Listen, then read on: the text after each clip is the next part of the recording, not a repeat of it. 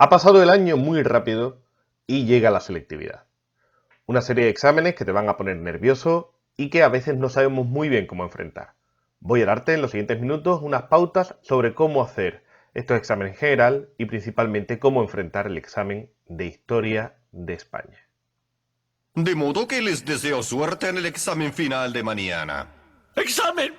¡Ay! Es como una de esas terribles pesadillas. Como bien sabes, el examen de selectividad dura de martes a jueves, una auténtica carrera de fondo que va a poner a prueba tu capacidad de resistencia.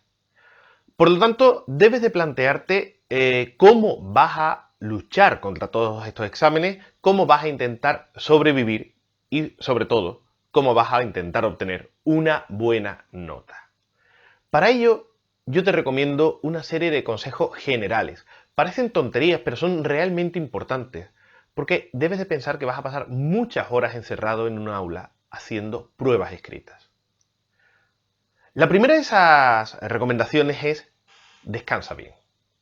Sé que vas a estar nervioso, que te va a costar conciliar el sueño y que es tentador quedarte hasta más tarde repasando.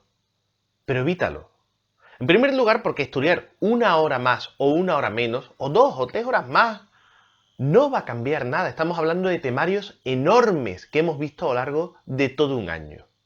Estudiar 2 horas más historia cansado no te va a dar más información. Al contrario, te va a liar. Vas a mezclar fechas, vas a mezclar datos, vas a mezclar ideas.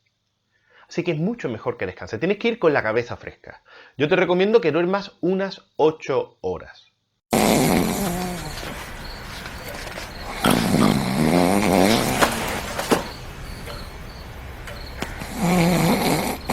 ¿Cómo podemos hacer esto? Bueno, pues en caso de que seas una persona que esté muy nerviosa, procura ese día no tomar café y si ni siquiera eso te ayuda, toma algún tipo de infusión relajante.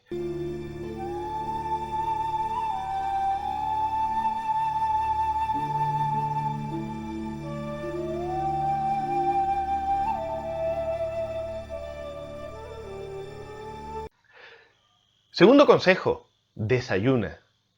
Sí, lo sé, suena una auténtica estupidez. Pero te vas a levantar primero con un subidón por el nerviosismo del examen. Con ese subidón no vas a tener hambre, en principio. Y además vas a estar un poco agobiado, por lo que tampoco vas a tener muchas ganas de meterte nada en el cuerpo. Pero ¿qué va a pasar? Vas a llevarte varias horas haciendo exámenes, 4 horas y media en total. Es posible que entre examen y examen tengas muy poco tiempo para hacer un descanso. Por lo tanto, es muy importante que desayunes bien. Porque a lo largo del día te vas a ir sintiendo más agotado, te va a costar más pensar y te va a faltar azúcar. Por lo tanto, si te metes un desayuno potente al principio, vas a tener más energía, vas a tener una ventaja sobre tus rivales que no han hecho eso.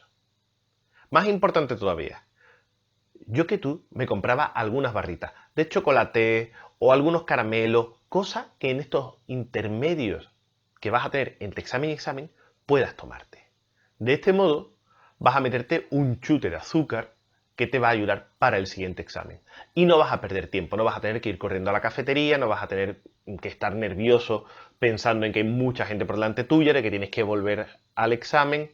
Llévate algo encima, agua, chocolate o plátano. El potasio del plátano te va a venir también muy bien. Y ahora, el examen de Historia de España. Lamento decirte que posiblemente sea el examen más complicado al que te vas a enfrentar. Y si no el más complicado, uno de los que tiene más materia y en consecuencia te va a poner más nervioso. Hay una serie de trucos, no obstante, que puedes aplicar para intentar aprobar. Me he pasado la noche madurando un plan. Durante el examen me esconderé debajo de los abrigos y confiaré en que de algún modo todo se solucione. Uno de los consejos que te puedo dar es que te prepares solamente una opción, o la A o la B. Sabes que cada una de estas opciones tiene diferentes temas que pueden caer. Pues prepáratela muy bien, una sola opción, y te lo miras todo. No te arriesgues a dejar un tema fuera, porque si te lo juegas todo a una sola opción, tienes que llevarlo todo bien. Ahora, ¿cómo hacemos el examen?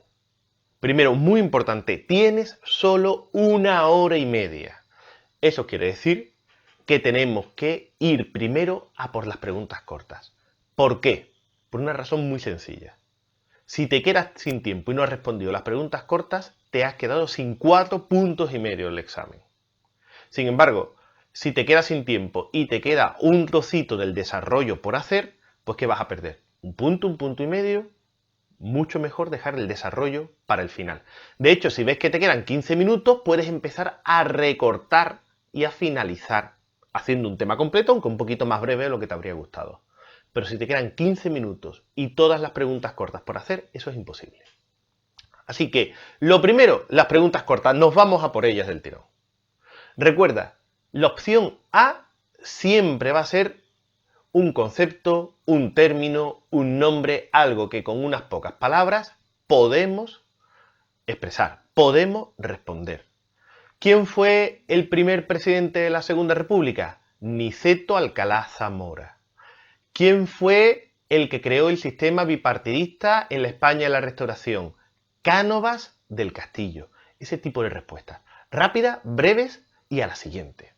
La opción B, recuerda, la opción B tienes que desarrollarlas un poco. Máximo unas 10 líneas. No te pases de esas 10 líneas, porque estarás dando demasiada información y perdiendo tiempo de responder otras cosas. Ahora bien, el desarrollo. Ahí sí que empezamos a tener problemas. El desarrollo es mucho. Y hay algunos temas que, por todo lo que incluyen, obligan a hablar mucho más. Lo primero, si tienes tiempo, prepárate haciendo pruebas de examen. ¿Sabes cuáles son los temas que te pueden caer en selectividad? Luego haz un pequeño sorteo, coge, no sé, un bingo, coge los 10 primeros, los 15 primeras bolas y te haces un sorteo de a ver qué te toca. E intenta hacer el examen. Y míralo luego. ¿En qué has fallado?